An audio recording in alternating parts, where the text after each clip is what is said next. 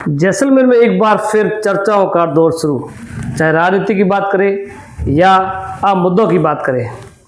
आज हमारे साथ हम एक शख्स ऐसा है जिनका नाम ही काफ़ी है, जो लंबे समय से पत्रकारिता में थे और कुछ समय के लिए अभी बाहर थे, अब वापस एक धमाकेदार एंट्री के साथ आ रहे हैं। तो हम बात करना चाहेंगे। नमस्कार सर, लंबे समय से आप पत्रकारिता में थे और बीच में गायब हो गए थे, माराडू का होता है, और वापस आपकी धमाकेदार एंट्री हो रही है। क्या कहोगे दर्शकों को? कुछ व्यक्तिगत और पारिवारिक जिम्मेवारियां होती है जिसकी वजह से उन जिम्मेवारियों को निभाना पड़ता है, तब थोड़ा सा पत्रकारिता से किनारा करना पड़ता है। और जो कि मेरे को पत्रकारिता करते हुए आज 33 साल का लंबा समय हो गया है। मैंने पत्रकारिता उस समय से प्रारंभ करी जिस समय इस जैसलमेर का अंतर्राष्ट्रीय बॉर्डर खुला हुआ करता था और तस्करी गतिविधियां परवान पर थी और हथियार तक सप्लाई होते थे। तब मैंने जो है पत्रकारिता प्रारंभ करी थी और मैंने पत्रकारिता के कई दौर देखे और कई चुनाव देखे, उठापटक देखी। लेकिन बीच बीच में कभी ऐसा समय भी आता है जब आपके ऊपर अपनी जिम्मेवारियां आती है और उसका निर्वहन करना पड़ता है, तो उसके लिए मुझे थोड़ा सा यूँ कह लें कि थोड़ा सा जो है छुट्टी लेनी पड़ी एक तरीके से, तो ली। बाकी पत्रकारिता मेरी ब्लड में है और जब तक शरीर साथ देगा या आवाज़ साथ देगी तब तक आम जनता की आवाज़ बन करके मैं लोगों के बीच में मौजूद रहूँगा। क्या लगता है, जो पहले पत्रकारिता थी और आजकल के जो सोशल मीडिया पे जिस तरह से हर लोग पत्रकारिता कर रहे हैं, उसमें और इसमें क्या फ़र्क है? किस नज़र से देखते हो आप? बहुत फ़र्क है। उस समय जो पत्रकारिता थी, चुनिंदा अखबार हुआ करते थे और चुनिंदा पत्रकार हुआ करते थे। लेकिन आज जो है वह सोशल मीडिया का प्लेटफॉर्म भी जो है वो बहुत बड़ा, एक तरीके से कहेगा अखबार खुद ही अखबार बन चुका है। आज बड़े बड़े अखबार क्यों नहीं हो, उन्हें अपनी न्यूज़ पहुंचाने के लिए इसी सोशल मीडिया का सहारा लेना पड़ता है, जिस सोशल मीडिया को वह पहले क्रिटिसाइज किया करते थे। मुझे मालूम है कि स्टार्ट में जो लोग सोशल मीडिया के जरिए इसमें एंट्री हुआ करते थे पत्रकार, तो लोग उनकी मजाक उड़ाया करते थे कि ये व्हाट्सएप या पत्रकार है, सोशल मीडिया पत्रकार है। लेकिन आज के बड़े बड़े अखबार भी यदि अपनी न्यूज़ को आम जन तक पहुंचाना चाहते हैं तो उन्हें सोशल मीडिया पर अपलोड करना पड़ता है। तो वह समय जो है जा चुका है जिस समय प्रिंट मीडिया का या इलेक्ट्रॉनिक मीडिया का ज़माना था। आज यदि सही मायने में कहें तो सोशल मीडिया का ज़माना है। आपके समय में जब भी कोई खबर चलती थी, ओम भाटिया का नाम आता है, ओम भाटिया का चेहरा था, सबसे पहले उस पर प्रशासन और सरकार संज्ञान लेती थी। मगर इस बार थोड़ा चेंज है, क्या लगता है आपको? नहीं, संज्ञान आज भी सरकार लेती है। यदि आपके पोर्टफोलियो में दम है और आपकी आवाज़ में दम है, आपकी आवाज़ में ईमानदारी है, सत्यनिष्ठा है, तो बिल्कुल सरकार और प्रशासन आज भी कार्रवाई करता है। और मैं जिस तरीके से देख रहा हूँ, लेकिन यदि मेरे मन में इंटेंशन है, मैं किसी को बदनाम करने के लिए कर रहा हूँ, मैं किसी को नीचा दिखाने के लिए कर रहा हूँ, और मैं खुद ही ओम भाटिया अपनी छवि को आम जनता के बीच में, प्रशासन के बीच में और सरकार के बीच में बिगाड़ के रख देता है, तो फिर मैं किसी समय कैसी भी बात कहूँ, सरकार और प्रशासन मेरी बात कभी नहीं सुनेगा।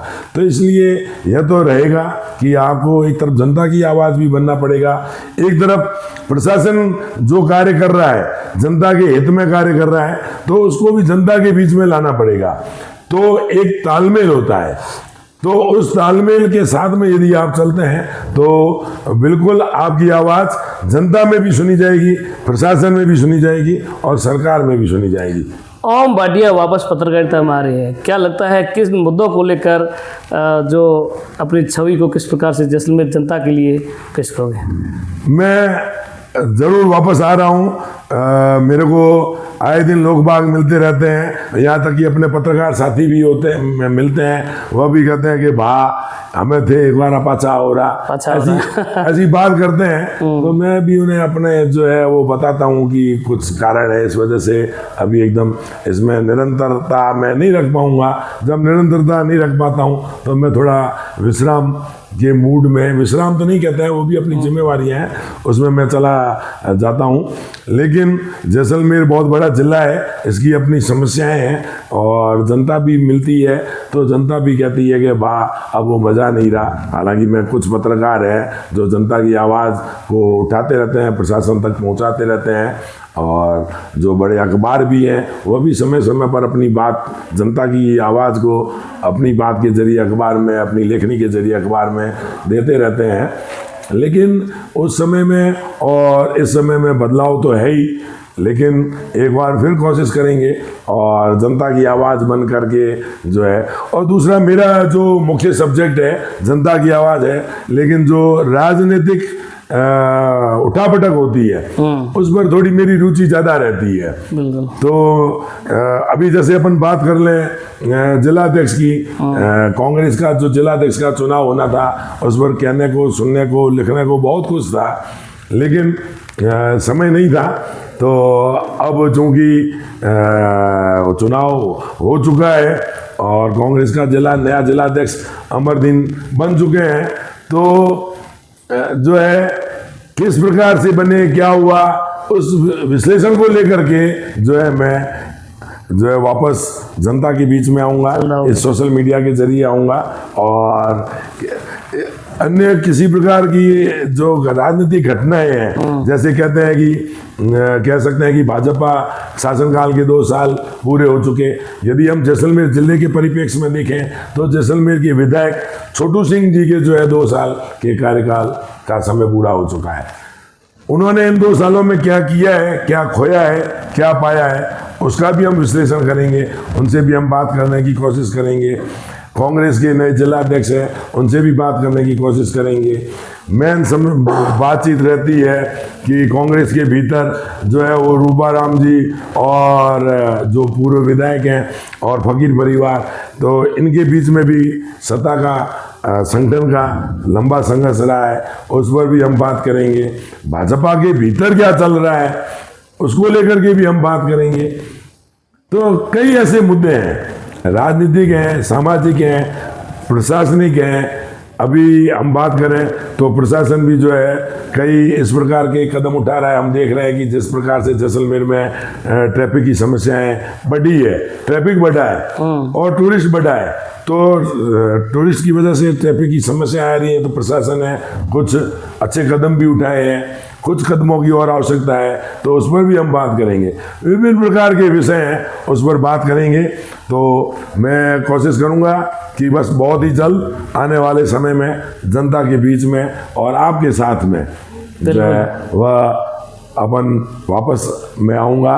और जनता क्या लगता है ओम भाटिया की आवाज़ जो पहले थी वही रहेगी या उससे भी तेज आवाज़ रहेगी आम जनता के लिए? आवाज़ तो जनता के लिए ही थी और जनता के लिए रहेगी। पहले जैसी रहेगी या तेज रहेगी यह तो जनता ही बताएगा, आने वाला समय बताएगा, जनता निर्धारण करेगी। लेकिन वो समय और ये समय काफी बदल चुका है, काफी बदल चुका है। उस समय हम नकारात्मक भी चल लेते थे, हम मानते हैं कि उस समय जो है, लेकिन आज जो समय है उसमें आपको सकारात्मक चलना पड़ेगा। क्या जनता चाहती है, क्या प्रशासन चाहता है, क्या सरकार को करना चाहिए, उन बातों को लेकर के यदि आप जनता के बीच में आते हैं तो जो है वो आपकी सुनवाई होती है।